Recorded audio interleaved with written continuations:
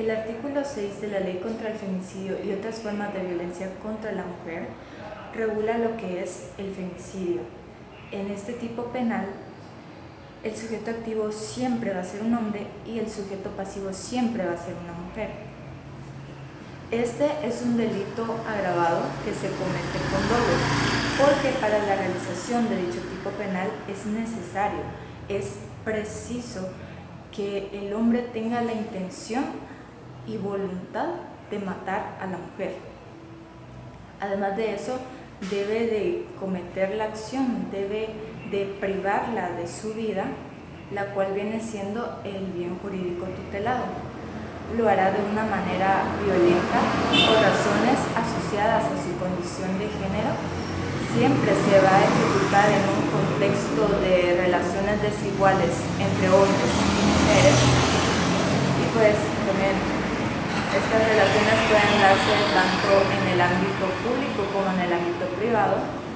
También se harán en fundamento con las demás circunstancias que este mismo artículo establece y las que están establecidas en el artículo 132 del Código Penal. Este delito trata de proteger al sujeto pasivo, que en este caso será una mujer, de violaciones, ya sean físicas, sexuales o psicológicas, que ejerza el sujeto activo, el cual será un hombre, y este lo hará con voluntad dolosa, dañando en sí la integridad, dignidad y seguridad del sujeto pasivo, lo cual es el bien jurídico tutelado, valiéndose de haber mantenido una relación de intimidad familiar, conyugal o de convivencia con la víctima, como resultado de ritos grupales usando honorarios de cualquier tipo o por misoginia, causando serios daños al sujeto pasivo. Artículo 8 de la Ley contra el Femicidio y otras formas de violencia contra la mujer. En el artículo 3 del inciso K de la misma ley nos proporciona una definición, la cual pueden consultar para entender y comprender mejor esta interpretación. Al hacer la interpretación del artículo 8, encontramos sin duda alguna que debe existir una mujer contra quien se cometa la violencia económica, el cual sería el supuesto lógico. Así, también identificamos verbos rectores tales como menoscabar, obligar, destruir u ocultar, someter y ejercer, que son acciones que el sujeto activo debe realizar para que se pueda encuadrar en este tipo penal. Vale la pena recalcar que el sujeto activo es cualquier persona de género masculino. Por otro lado, la persona agraviada, quien es el sujeto pasivo, es cualquier persona de género femenino. El elemento interno es la intención o voluntad de realizar cualquiera de los 5 supuestos del artículo en cuestión. El elemento material sea entonces realizar cualquiera de los 5 presupuestos señalados en dicha norma.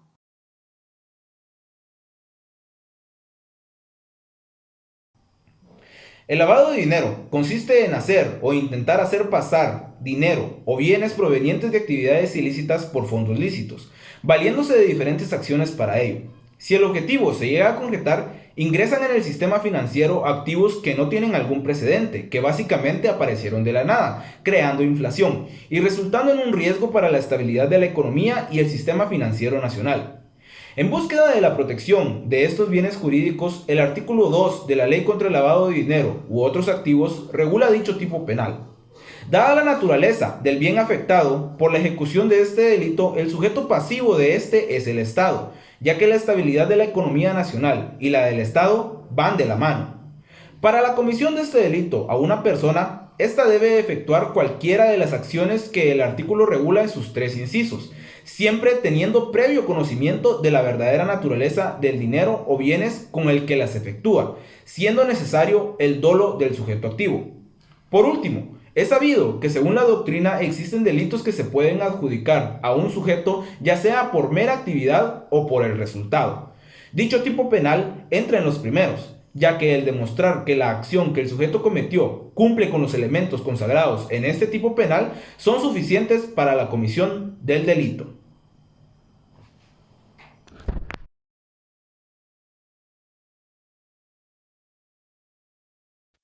Hablaremos sobre la Ley contra la Delincuencia Organizada, la cual en su artículo 3 tipifica el delito de conspiración, del cual se podría manifestar que el bien jurídico tutelado lo es la seguridad pública del Estado y su integridad tanto jurídica como física, ya que es este ente que resulta dañado sin menospreciar a las personas que resultan heridas durante el proceso. Este es un tema muy discutido entre los juristas actualmente por la novedad de dicha ley, teniendo así como sujeto activo a cualquier persona que se concerte con otra u otras, aunque esto difiere con el artículo 2 de la misma ley, que ésta dice que deben de ser 2 o más personas, y como sujeto pasivo tendríamos al Estado.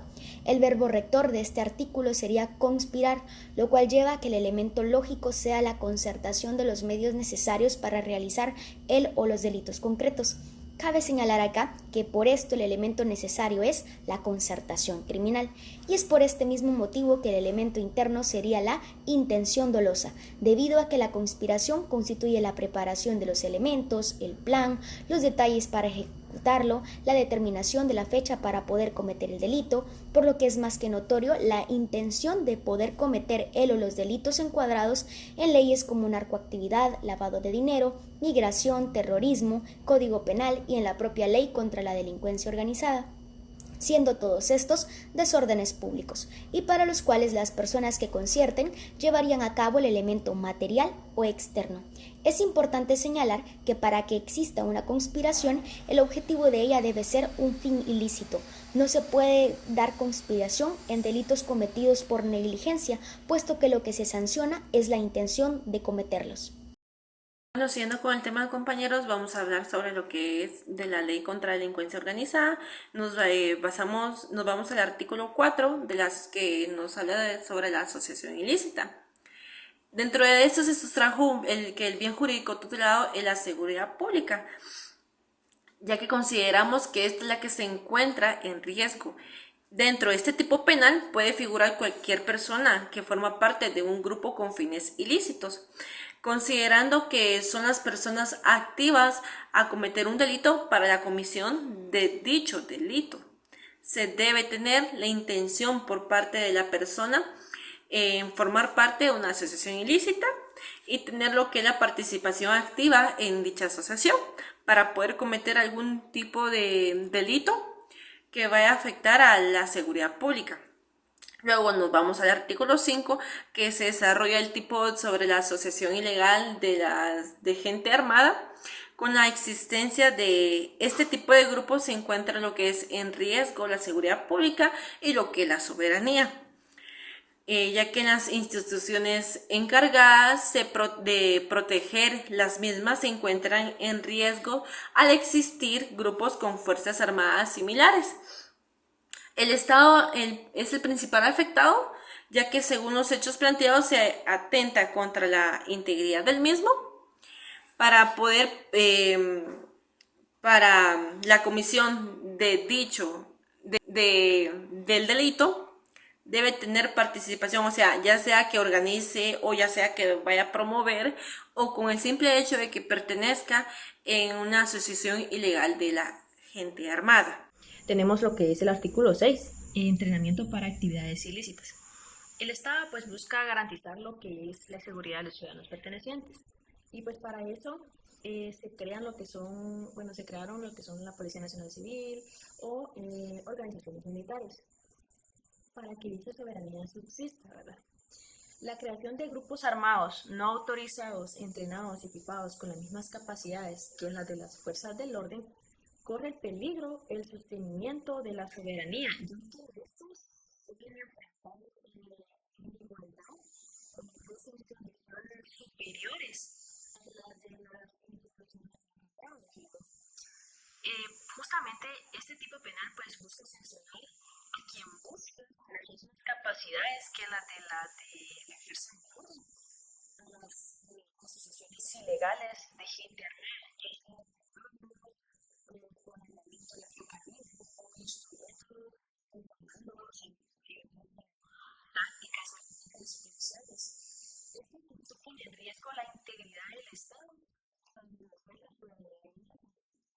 Artículo 7, que este es sobre el uso ilegal de uniformes o insignias. Como ya dijimos anteriormente, ¿verdad? El Estado debe garantizarle a los ciudadanos lo que es la vida, la libertad y la seguridad.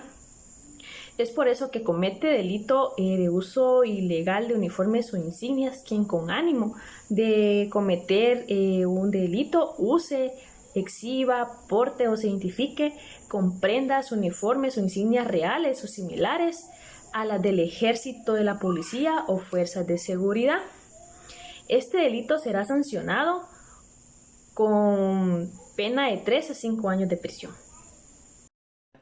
Comercialización de vehículos y similares robados en el extranjero o en el territorio nacional. Artículo 8 de la Ley contra la Delincuencia Organizada.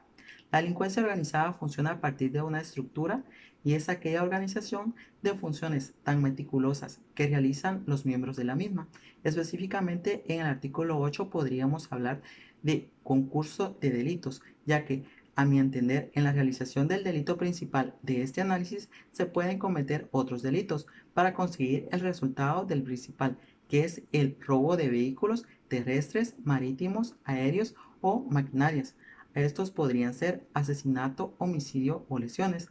Desde otra perspectiva, cuando hablamos de la autorización del ingreso de vehículos o similares robados al país, estamos hablando que para ello deben involucrarse funcionarios y empleados públicos que alteran o falsifican los documentos de vehículos obtenidos de manera ilegal e ingresarlos de una manera legal.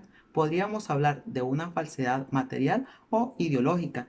En cuanto hablamos también en la parte del artículo que se refiere robados en el territorio nacional, pueden estar involucrados notarios y a ellos se les atribuye el mal uso de la fe pública. Es por ello que entre los sujetos activos pueden ser estructuras criminales, pueden estar involucradas varias personas, entre ellos agentes aduanales, notarios y personas individuales y personas jurídicas, así como los mencionados en el presente artículo, que son propietarios, directores, gerentes, administradores, funcionarios, empleados y representantes legales. De igual manera, resulta interesante observar cómo en el artículo están involucradas la pena principal, la prisión y la multa, y las penas accesorias, la publicación de la sentencia. Si analizamos bien, la pena principal va dirigida a personas individuales y la pena de multa, así como la pena accesoria, va dirigida tanto a personas individuales y personas jurídicas. Resulta interesante el párrafo del presente artículo que cita: en caso de reincidir, se ordenará la cancelación de la personalidad jurídica de forma definitiva. En el artículo 9, que nos habla sobre la obstrucción de la justicia, nos da a entender que con el fin de obtener una buena administración de la justicia, según el artículo 51 de la Ley del Organismo Judicial, el organismo judicial debe impartir justicia conforme la Constitución Política de la República de Guatemala y los valores y normas del ordenamiento jurídico del país. Por consiguiente, en la Ley contra la Delincuencia Organizada, en el artículo 9, sanciona a cualquier sujeto que, con acción dolosa, obstaculice el proceso jurídico en relación a los delitos comprendidos en la Ley contra la Delincuencia Organizada, de manera que cualquier persona que amenace o coaccione a las personas involucradas dentro del mismo, proteja indebidamente o encubra a los involucrados dentro del delito, oculte información, falsifique o altere documentos, retarde intencionalmente dicho proceso, preste falso testimonio, será sancionado con una pena según el tipo de delito cometido. Contra la delincuencia organizada, artículo 10. Nos habla sobre el tipo penal que se aplicará si dos o más miembros agrupados en organización criminal o asociación ilícita realizan la acción de solicitar o exigir dinero o algún bien, ya que existe la intención de privar al sujeto de sus bienes, atacando el bien jurídico de la propiedad privada. Artículo 11. Este artículo es parecido al anterior al referirse a los sujetos activos, o sea, dos o más miembros agrupados en organización criminal o asociación ilícita, pero en este caso nos habla sobre la voluntad que ellos tienen de solicitar u obtener dinero u otro beneficio o de provocación sin autorización a los conductores de vehículos para permitirles circular en la vía pública. Cualquier tipo de vehículo que se encuentre en la vía pública, ¿verdad?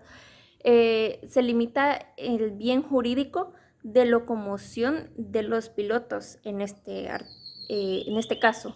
Tanto los artículos 10 y 11 están estructurados para evitar la delincuencia organizada en el sentido de los asaltos y extorsiones en la vía pública. Lo que buscan es darnos las penas que se darán en distintos casos, ya que ya sea por extorsiones intimidatorias o por obstrucción extorsiva de tránsito.